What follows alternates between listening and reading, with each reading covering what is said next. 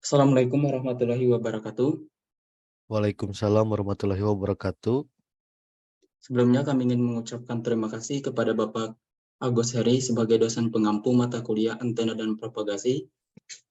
Hari kali ini kami dari kelompok 2 kelas pendidikan teknik elektro akan menyampaikan materi tentang antena linear dan turunannya, antena helix, serta antena horn. Sebelum pada pemaparan materi, alangkah baiknya kami memperkenalkan diri terlebih dahulu. Perkenalkan, saya Muhammad Azharana Saputra dengan NIM 2008885.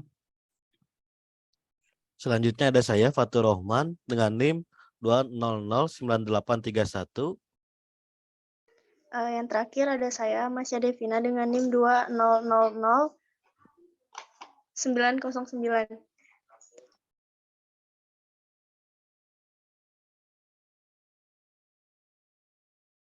Baik, selanjutnya Baik, ada untuk penyampaian materi tentang antena linear dan turunannya akan disampaikan oleh rekan saya, Masya Devina. ya terima kasih untuk Azwar yang sudah mempersilahkan untuk materi pertama mengenai antena linear dan turunannya. Selanjutnya,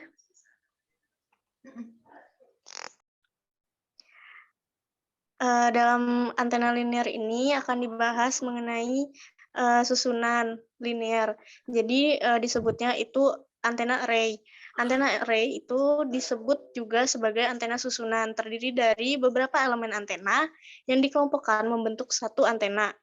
Tujuan dari pengelompokan elemen antena ini untuk menghasilkan beberapa keuntungan, yakni meningkatkan efisiensi, direktivitas, dan gain pada antena. Jadi, semakin banyak jumlah elemen, maka power gain akan semakin tinggi. Tujuan ini juga secara sistematis untuk memperoleh bentuk radiasi yang tidak bisa diberikan oleh satu elemen antena saja atau sebuah antena tunggal. Umumnya, elemen-elemen antena yang disusun itu tuh sama satu sama lainnya. Dengan kata lain, antena susun atau antena array ini merupakan susunan dari dua elemen antena atau lebih untuk memperoleh bentuk radiasi tertentu.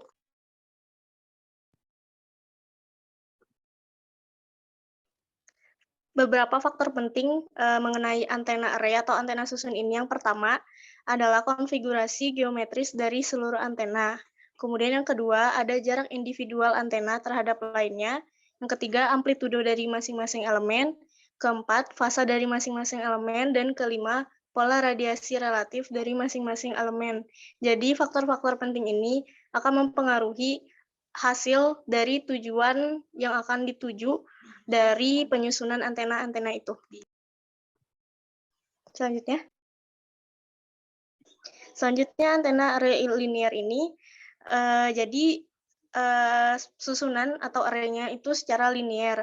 Konfigurasi geometris antena ini umumnya berbentuk linear, planar, sirkular, dan konformal. Pada susunan linear, pusat-pusat elemen antena membentuk sebuah garis lurus.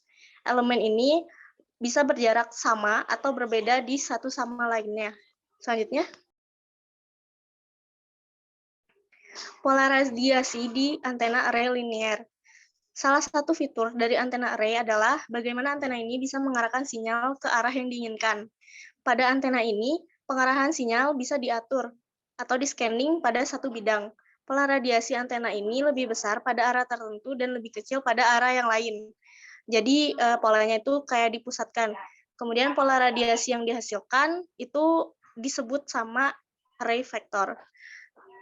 Array vector juga udah dibahas sama kelompok 1 sebelumnya, ada cara penghitungannya. Jadi di sini yang dimaksud dari array vector itu pola radiasi yang dihasilkan setelah kita nyusun antena ini. Salah satu bentuk radiasi omnidireksional adalah pembentukan tilt angle pada sistem komunikasi seluler.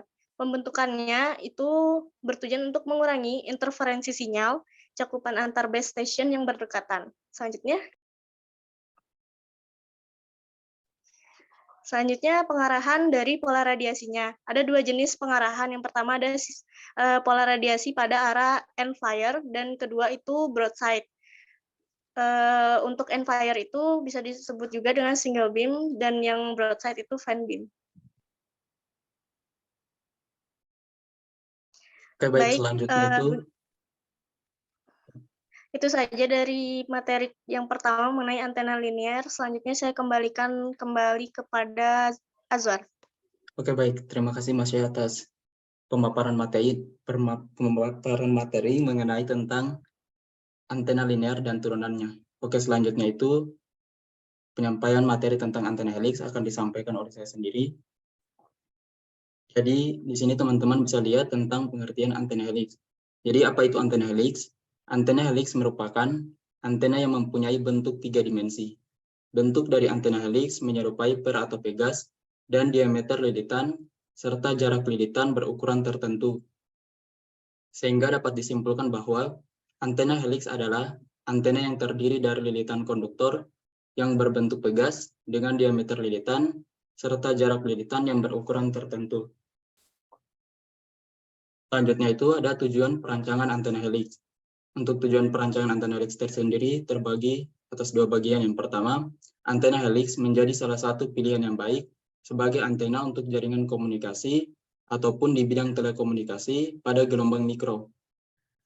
Untuk selanjutnya, antena helix diharapkan mampu meningkatkan daya yang digunakan dalam proses pemancaran dan penerimaan gelombang. Selanjutnya, ada hal yang harus diperhatikan saat perancangan antena helix. Yang pertama, memperhatikan parameter yang telah diperhitungkan karena ini dapat berpengaruh pada resonansi antena. Artinya, jika kita tidak memperhatikan parameter dalam perancangan antena helix, ini akan berpengaruh pada kinerja dari antena helix itu sendiri. Untuk yang kedua adalah antena helix dapat bekerja pada ketinggian di atas 8 meter tanpa ada halangan pepohonan atau bangunan sehingga dapat menangkap sinyal internet dengan baik. Jadi semakin baik penangkapan antena helix itu disebabkan karena minimnya gangguan. Selanjutnya, antena helix dapat digunakan sebagai penguat jaringan internet dengan mengubah jaringan GSM menjadi sinyal MiFi. Untuk jaringan GSM itu sendiri merupakan singkatan dari Global System for Mobile Communication, yang artinya jaringan GSM ini jaringan yang terdapat pada smartphone kita masing-masing. Misalnya nih di daerah yang blank spot atau sinyal lemah, dipasangkan antena helix sebagai penguat jaringan internet. Yang tadinya misalnya di daerah yang blank spot tersebut, jaringan GSM-nya masih dalam bentuk H+ ataupun 3G. Dengan bantuan antena helix ini, jaringannya bisa berubah menjadi 4G, bahkan bisa menjadi 5G. Inilah yang disebut dengan kecepatan sinyal MiFi. Selanjutnya ada keunggulan dari antena helix. Yang pertama itu desain yang sederhana, directivity tertinggi,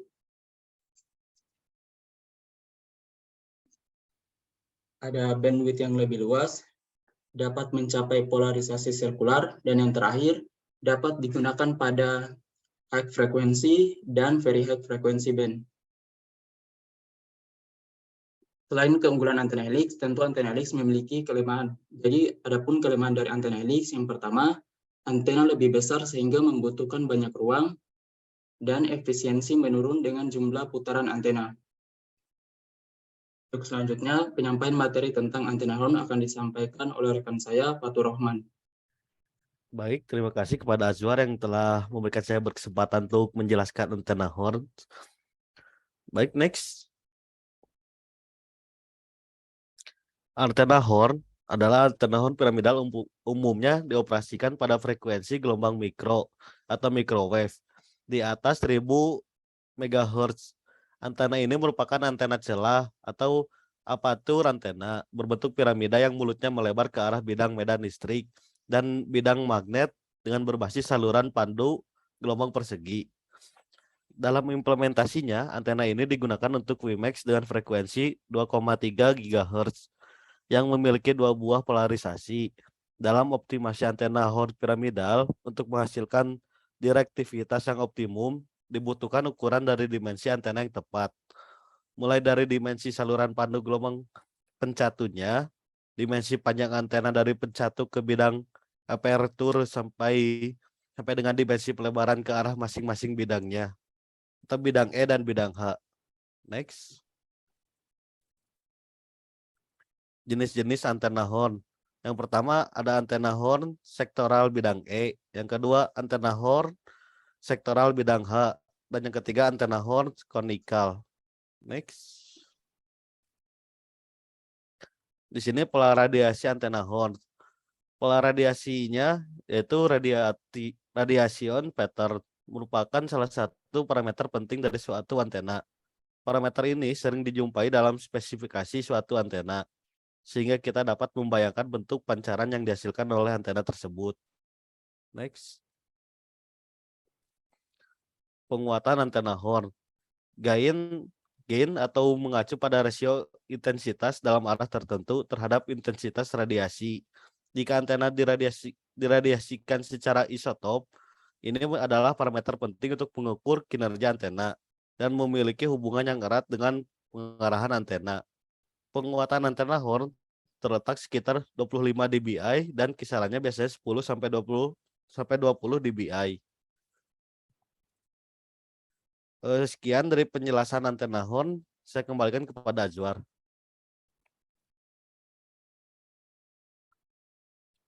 Oke, baik, sekian dari presentasi dari kelompok kami. Lebih dan kurangnya mohon dimaafkan. Wabillahi taufiq wal hidayah. Wassalamualaikum warahmatullahi wabarakatuh. Waalaikumsalam warahmatullahi wabarakatuh.